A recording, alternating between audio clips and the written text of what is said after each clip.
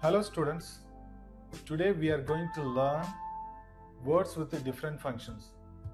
In this video, we are going to learn how a word challenges in every situation. Let's go to the first half of the title, word. We will look answer for a simple question. What is a word? Because we heard many times like word, blending word, clipped word, compound word, but we never ask for definition. Let's put into the simple question. What is a word? What does it mean? Let's see the simple definition for the question. A word is the basic unit of a language. Each word gives a meaning or meanings. Whatever the language you speak, the basic of that language is a word. Whether you speak Tamil or English or any other language, the basic of every language is a word. For example, our thoughts can be divided into sentences. Again, a sentence can be divided into words. Even in that sentence, there are many words. Each word will give a meaning or meanings. For example, the word mother. Mother, which means a lady gives birth to a child. The same way, each and every word has a meaning or more than one meaning. Let's look for another definition for word. It is a combination of sounds in spoken and letters in written in a language that makes sense. All the words in every language come under this definition. The combination of sounds and letters should make sense. If it doesn't make sense, it is not a word. You should also make sense between speaker and the listener or writer and reader. If it is a conversation between two persons, it should make sense. If it is a conversation between a writer and reader through a book, all the words should make sense. So, the basic of a language is a word. Now, let's look at relation between the word and the meaning. Whenever we read or hear a familiar word, the word gives meaning in general in our mind. We relate the word with the similar meaning or an object. For example, the word mother, when we hear or read the word mother, we relate the word with the meaning or our own mother. Here, the meaning is restricted with our own experience. We don't relate someone's mother, we relate our own mother with the word. Here, the person is related with the word. This is not a slow reaction in our mind, but it is a quick reaction in our thought process. Same way, look at the word friend. We don't relate the word friend with the picture on the screen, but we take both of them totally as unrelated things. When you read or hear the word friend, you just relate with your own friend, but you don't relate with the picture that is shown on the screen. If you are going to answer for the question, who is she? Then you may say a girl, a lady, whatever related with the picture, but you never relate the word friend with the picture unless you know her. Now, look at the word umami. Do you understand what is umami? Can you relate any picture or any meaning with the word umami? You can find the difficulty to relate any meaning or picture with the word umami. So, you must have already known the word, or else it is not easy to relate the meaning or the picture. Now, look at the meaning of the word umami. It is a type of taste which is originated from Japan. Now you could relate with the other taste like sweet or bitter. Still, you cannot feel the taste umami. It needs to be tasted what umami is. You already know the names of the taste, but This one is totally new to our food item, so we will find difficulty to relate the taste. We can experience some similar taste, but we can never compare. We do not know what it is unless we experience it. The word will remain like gibberish, which means unintelligible or meaningless speech or writing. Now we related the word with the type of taste that we have not experienced so far. Though we do not experience the taste, the word umami introduces a new world of taste in our mind. Similarly, each word is not a simple meaningful sound all the times. Each word has the capacity to bring a new world in our mind. So, it is better to care each and every word you speak. Look at the power of words in Yehuda Berg's words. Words are singularly the most powerful force available to humanity. We can choose to use this force constructively with words of encouragement or destructively using words of despair. Words have energy and power with the ability to help, to heal, to hinder, to hurt, to harm, to humiliate, and to humble. We can understand from the words of Yehuda Berg, words are the most powerful force in the world. It is our own subject way of dealing how to use the word. It can be used constructively for the development of the society or any individual.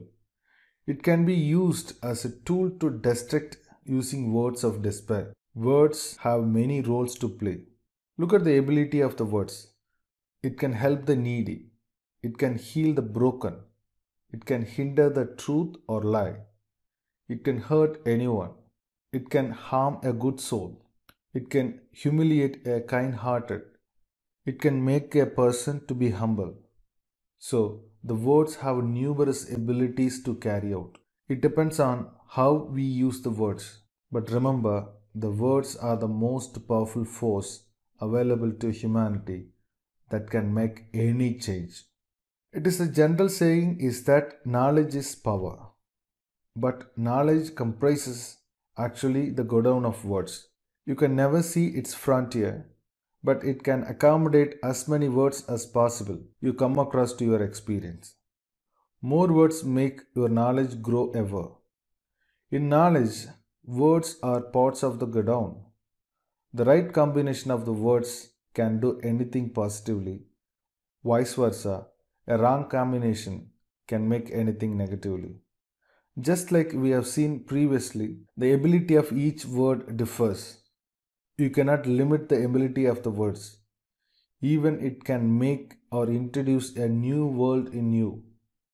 Example, umami. By the word umami, we understand that there is a different taste in the world exists apart from our own experience. So, each word has the ability to make us to a new world. Now, let's see how words are classified. We understand that each word has a meaning, but each word plays a different role in a sentence to make the sentence meaningful. All the words belong to categories called word classes or parts of speech, according to the part they play in a sentence. The words are classified into 8 categories. Though we have already known, let's list them. Noun, pronoun, adjective, verb, adverb, preposition, conjunction, interjection. It's amazing to think that every single word in the English language belongs to one of the just 8 word groups or parts of speech listed. In this video, we are not going to discuss everything in detail. We are going to discuss words which can function in the sentence differently. Further, let's divide the word classification into 2 categories. Content words, function words. Content words are words that have meaning. Noun, adjective, verb, adverb come under this category. 99.99% of words in English belong to content words.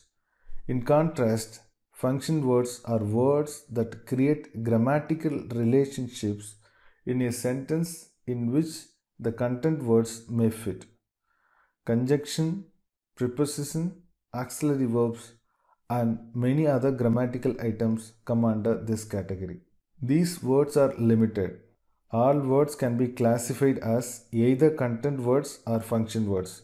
Though it is not easy always to make the distinction, both are interdependent between the two word groups. In this video, we are going to see content words because they function differently based on their role in the sentence. Let's see what they are.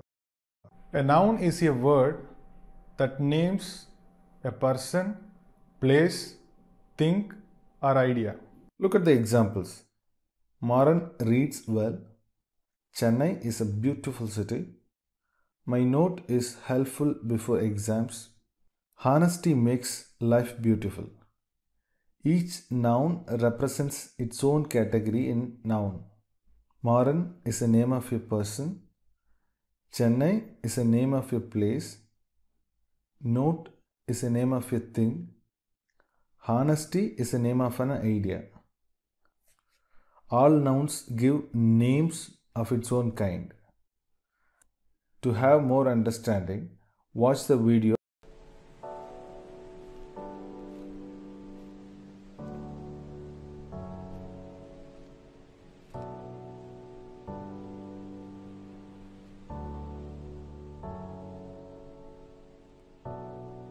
Look at these words: girl, book, and library.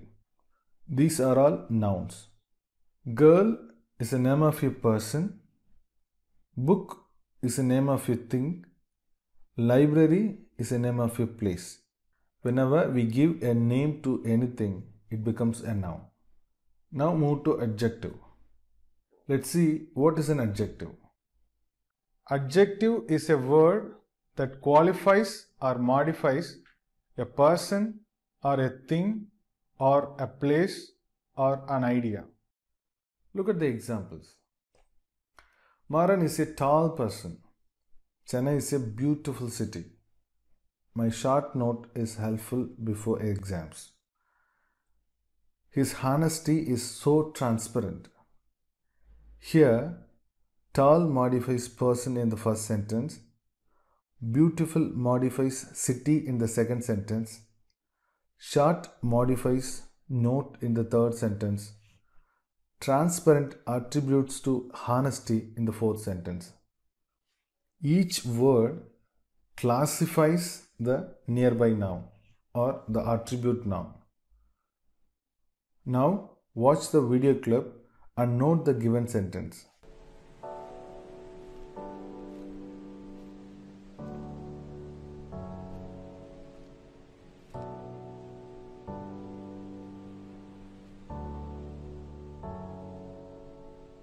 A delicious breakfast is ready. Here, delicious describes the taste of the food. Since it modifies the noun breakfast, it is an adjective.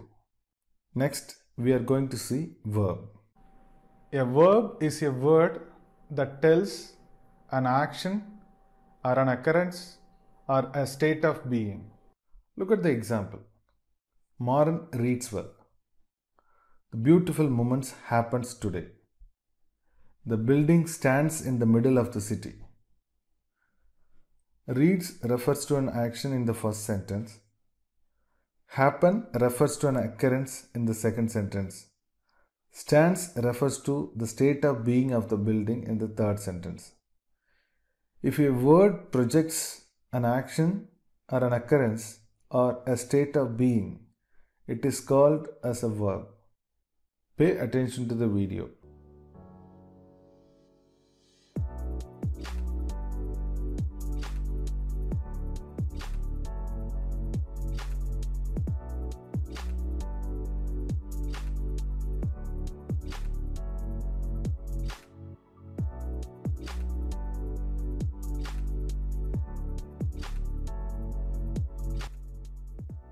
Here, washes refers to the action in the video.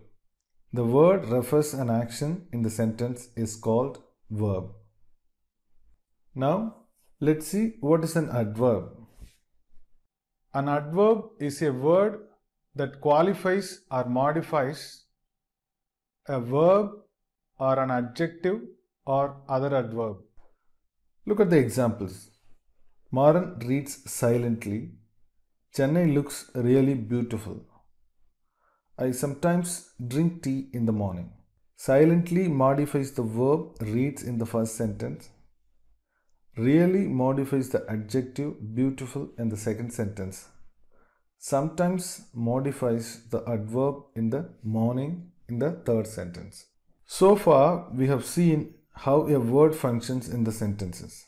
A word can function as noun, adjective, verb, and adverb. But sometimes a word doesn't have only one function. It may have multiple functions in the sentence. Some words can be used in different contexts so as to bring out their various meanings. For example, the word trim. Look at the first sentence. Do you want a trim?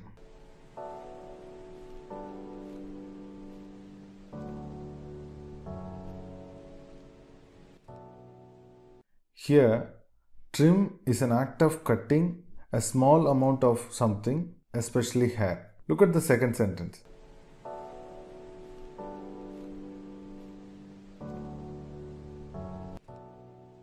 Do you trim your hair regularly? Here, trim refers to a verb because trim something to make something neater, smaller, better by cutting parts from it like hair. Here, it denotes or tells an action. If it is a noun, it is the name of the act. In the first sentence, trim is the name of the act. If it is a verb, it tells the action. In the second sentence, trim describes an action. So, it is a verb. The difference between noun and verb in this category lies in the context of the word or position of the word. In this context, there is no difference in the change of meaning. Now, look at the second example.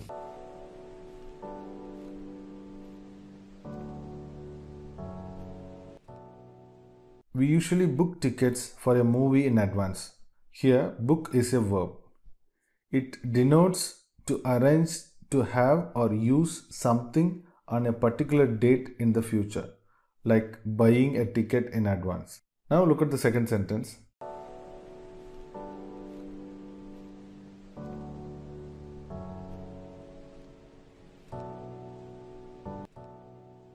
Thirukkural is my favorite book. Here, book is a noun because it is set of printed pages which is actually an object. Here, same word is used in different sentences. At the same time, unlike the first type, meaning is differed based on the context. Words with different functions are the big challenge because it may have same meaning in both contexts, sometimes totally irrelevant meanings.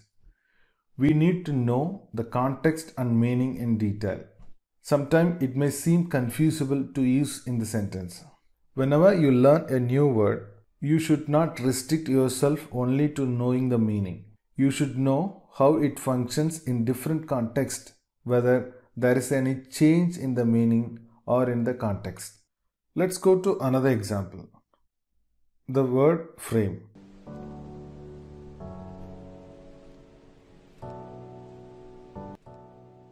The frame of the photo is broken.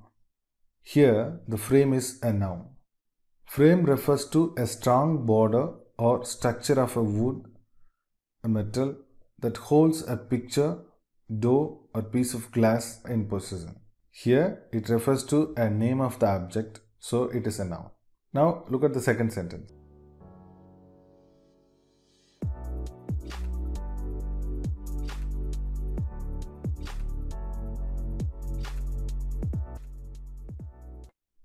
We frame questions on all topics.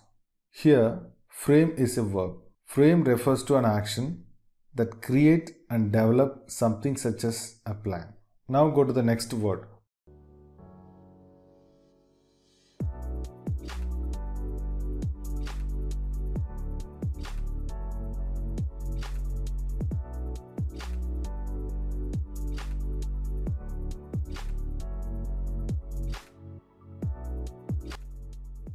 My teachers guide me towards the path of success. Here, guide refers to an action, so it is a verb. The action guide refers to show a way to something. The second sentence,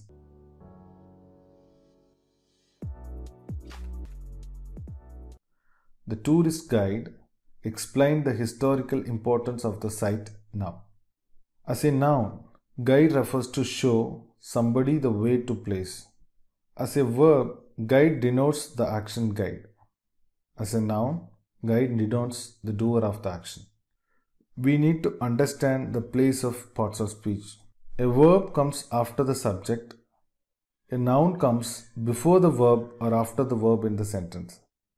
The meaning of a word depends on the function of the word in the sentence. To master words with different functions, we need to read and use them in the context frequently. Now, let's sum up.